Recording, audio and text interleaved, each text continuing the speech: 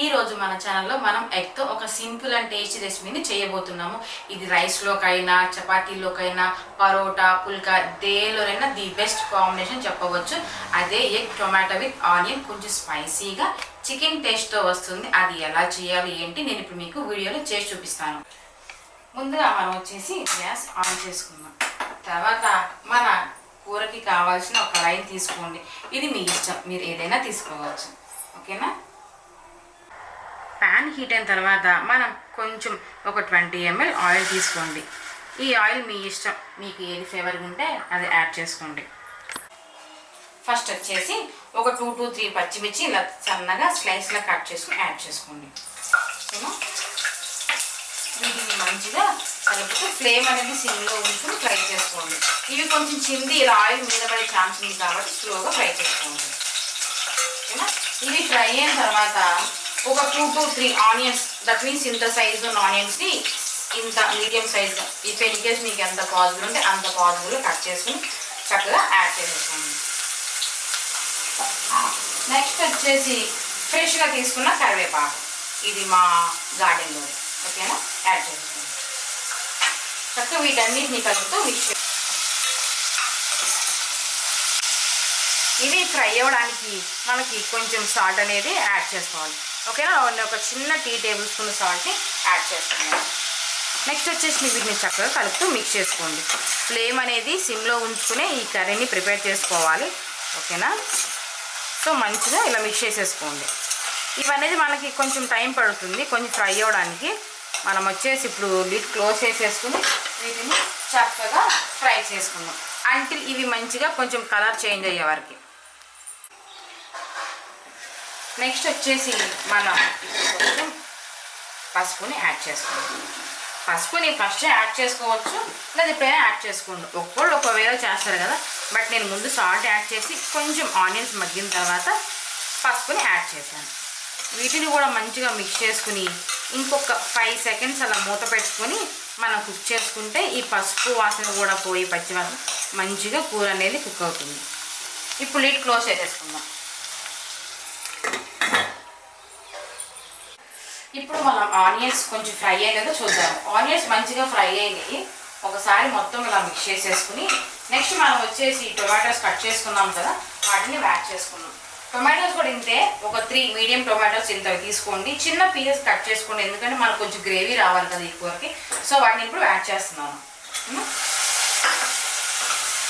ఎక్కువ తీసుకోవద్దు, కూర కొంచెం పులుపు అయింది. సో మీడియం 2 టొమాటోస్ చాలు. ఓకేనా? వీటిని ఇప్పుడు మనం టొమాటో ముక్కని యాడ్ చేసాం కదా, చక్కగా వీటిని కూడా కలుపుతూ మిక్స్ చేసుకోండి.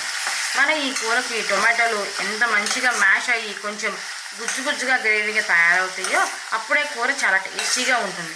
సో అందుకని వీటిని కూడా మనం ఒక 5 minutes అలా లిడ్ పోసేసుకుని చక్కగా కుక్ చేసుకుందాం. అదే మగ్గనిస్తాం కదా, అలాగనమాట. మనం ఇప్పుడు కొంచెం టొమాటోస్ అవన్నీ మగ్గనియో లేదో చూసేద్దాం. చక్కగా అన్నీ మంచిగా కుక్ అయ్యి కొంచెం గుజ్జులాగా వచ్చి మీరు చూస్తున్నారు కదా.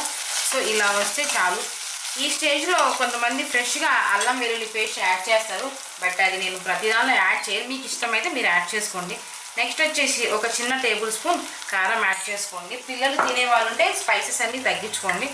నెక్స్ట్ వచ్చేసి కొంచెం ఫ్రెష్గా ప్రిపేర్ చేసుకున్న ధనియాల పొడి, ఇది వచ్చి నేను హోమ్మేడ్గా ప్రిపేర్ చేసుకున్నానండి. చాలా బాగుంటుంది టేస్ట్, బయట అసలు వాడవద్దు.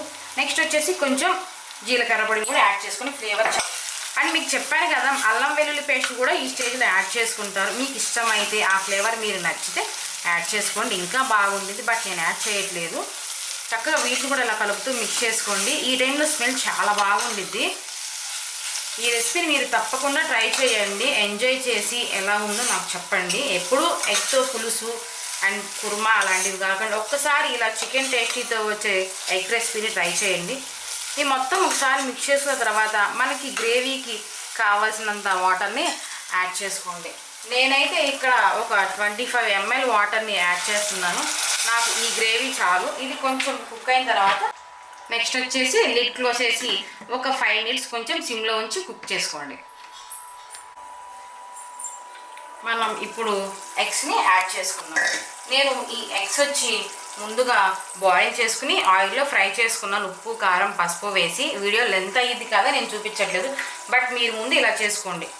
యాక్చువల్లీ మంచిగా బాయిల్ చేసుకుని ఆయిల్లో ఉప్పు కారం పసుపు వేసి చక్కగా ఫ్రై చేసుకోండి. ఈ రెసిపీకి ఆయిల్లో ఇలా ఎగ్స్ బాయిల్ చేసుకుంటేనే చాలా బాగుండిద్ది. మంచిగా ఫ్రై చేసుకోండి. అండ్ ఈ స్టేజ్లో మీరు కొంచెం ఉప్పు సరి చేసుకునేలాగా చూసుకొని, నాకైతే సరిపోయింది. సో నేను కొంచెం మూత పెట్టేసి ఇప్పుడు ఒక 5 minutes అలా కుక్ చేసుకుంటాను. ఎగ్స్ అండ్ మనం వేసిన స్పైసెస్ అని ఈక్వల్గా కుక్ అవుతాయి. ఒక 5 minutes తర్వాత మన ఈ గ్రేవీ చూడండి చక్కగా ఇలా ఆయిల్ కొంచెం పైకి తేలితే ఇలా కనిపిస్తుంది కదా, ఇలా ఆయిల్ పైకి. సో మన గ్రేవీ అనేది తయారైపోయింది అనమాట.